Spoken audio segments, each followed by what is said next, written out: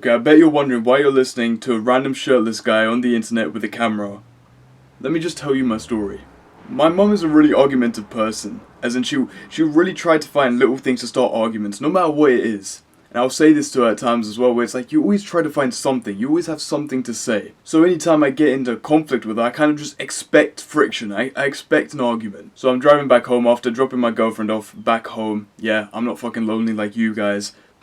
But yeah, I'm driving home. And this is late. This day's different because I'm driving home pretty late. It's hit 9:45 p.m. and I was getting a bit stressed. My mum had called me, but I didn't want to call her back because I was kind of worried what she was going to say on call while I was next to my girl. So I'm driving back, and I'm getting slightly worried about what my mum's going to say when I get back home and how she's going to react. So I pull into the driveway, and I sit there in the car. Sit there for a second, and I call my mum back. Ring, ring. My little brother picks up. He asks me where I am, I tell him I'm just outside and I'm about to come back inside. I'm sitting there because this has only delayed the inevitable. So I'm sitting there at the wheel. I'm making up a plan of exactly what I'm going to say. She's going to say this and I'm going to say, why are you so worried about this? Oh, I'm 18 and all this and this. My plan was set. I was ready to walk in. I was ready to blow it all out on her. I walk in. My little brother says, oh, you're late. I walk into the living room. I see my mum. I say hello, like all smiling. I'd had a long day. She then looks at me and she says in Hindi, which I can't exactly remember what she said, the exact words, but I'll translate in English, where she said, if you ever decide to come home this late again, don't come back.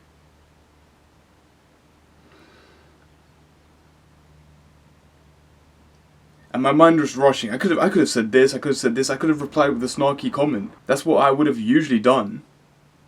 I could have done that. But I had a split-second moment of realization. All these self-improvement books about human relations, about arguments, about meeting new people. I learned all these things. And any time it was time for me to show up, I never did. So everything switched in that moment. I looked at her. I said, okay. And I got my food. I ate. I went to bed. I'm going to try my best to not waste your time, other than now where I'm going to slightly waste your time. So to anyone who's new watching my videos, my name's Vanch, and I upload 2 videos a day of self-improvement advice, stuff that will genuinely help you. So if you click on the subscribe and the post notifications, you're going to see more videos like this. More videos like this will pop up on your homepage, and if anything, you get like a positive feedback loop of self-improvement. That's what I want for you. So click down on the subscribe and the post notifications so you see more videos like this. It's a win-win for both of us, so just fucking do it. There's a 3-step protocol, which I like to call the triple A's, which I want you to keep in account anytime you get into an argument or any close quarter or some sort of condemnation with someone. So the 3 A's are avoid, agree, or accept. And I want you to remember all of these, and I'll explain them in a bit of detail right now. So the first one, agree. No, sorry. Fucking hell, avoid. First one is avoid. You want to stop the argument happening before it even happens. My story didn't represent that. My story represented a different one of the A's. But when it comes to avoid, essentially, say for example, you're sitting at a dinner table. Everyone's having a conversation, everyone's having fun, everyone's in a light mood. And someone mentions a fact. But you notice that fact is wrong. He's not exactly correct about it. But he said something, but no one else seems bothered other than you. You can either pipe up about it, start a whole argument, start resentment, ruin the whole night. But if you don't pipe up about it, everyone continues their night and they have a good time. And so do you. You see, if you did pipe about it, damn, I can't speak. You see, if you did pipe up about it, then you'd have an argument between you two. You'd be saying, no, this is what this is, and they'd be saying, no, this is what it is, because they would be adamant on the fact. They don't want to be proved wrong in front of all these people. Their ego would be hurt. So they're not going to accept the fact that you've just said, oh, they're wrong. So they're going to fight against you. You're going to keep asking other people, going like, is this right, is this right, is this right? He never asked you to pipe up, did he? He never asked you to tell him that he was wrong. You see, when a person's wrong and you decide to pipe up, you're challenging their ego. You're challenging them to a duel.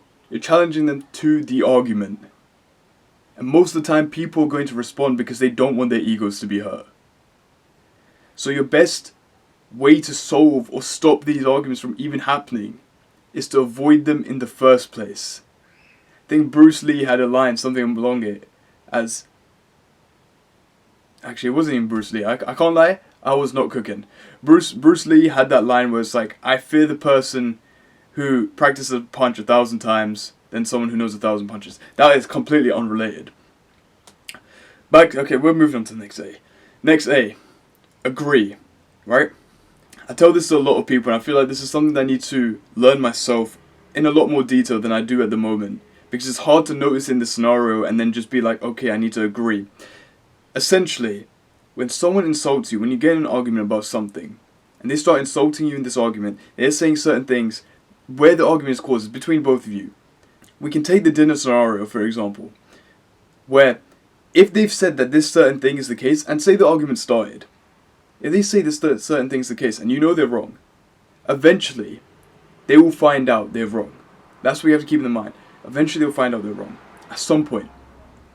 So you have to agree with the other person. I know it's going to hurt your ego, and I know you're going to be a pussy, and you're going to act all hard and tough, and not do it. But you have to agree to whatever point that they have. Because then that ends all arguments. Any sort of resentment, any sort of conflict, it's all ended by agreement. Say they start insulting you in the argument, say they start saying things, and it hurts you. Because it will hurt you, it will hurt your ego. Now we need to think about it. Is what they said true? There's a reason it hurt you. The thing that you thought you could hide from everyone else, it's now been revealed. It's in the spotlight. Is it true? If it is, what's wrong with agreeing with it? You're all this masculine macho man, you're trying to improve. What's wrong with agreeing with the fault that you have? Agreeing with the conflict, agreeing with your opponent in the argument, is where you find common ground. And all conflict is ended like that. And even if it's not true, even the thing that they say is not true and you know that is false, you're right. Now what? What do you do from that point? How do you move on? You just agree and move on. Even if they're false, because you know for a fact who you are and how you are. So if they're lying to you about who you are, what matter does it have if you just agree and move on? That's the second A. The third A. This is accept. Now this is one that's going to take a huge toll on a lot of you. And a lot of you won't do this because you have this fragile masculinity that's going to get smashed if you ever decide to do this third A. Let's assume you're too deep in this argument. You forgot the first two A's, but maybe somehow this video has made its way back to your mind. The third A has been reminded to you. Accept. You know that you're wrong in this argument. You know that the other person's right, and this is going in circles. You're going nowhere, you're not finding common ground, you're not doing anything. Accept. Accept that you're wrong. Accepting that you're wrong takes a stronger person to do so than the person who doesn't accept that they're wrong. Standing on your ground is important. Standing on your ground... Damn, man, I can't speak. Standing on your ground is incredibly important. You should have your points, you should have your morals, you should have the things that you want people to respect. But when you're wrong, it takes a strong man to accept when he's wrong. But that's the third thing that will end all arguments. Accepting your mistake. Finding that common ground. And I know it's going to hurt your ego. And I know it's going to flatten you. But in the long term, it's the better case scenario. Because you end all resentment. You end all conflict. And you become a better person based on that because you know it was your mistake. You know what you did wrong, and now you know what to improve. So it's a win for you, no matter what. All these 3 A's will always God damn! Will always lead to you winning the argument. Because when an argument starts, no one wins. Even if you win, no one wins. Do you know why? Because the argument ends. If you win the argument and the argument ends, they're still not going to like you. And you're just going to feel better than them, so you won't like them either. So who really wins? Most definitely not you. And neither do they. You just end in conflict and resentment, and no one wins. So remember this, AAA. Remember these. Anytime conflict arises, anytime an argument comes up, use them. And I guarantee they help you. Thank you for listening. Hope you enjoyed that. Hope that's helped you. Apply this stuff, man. Genuinely, it's gonna help you. Go get that shit.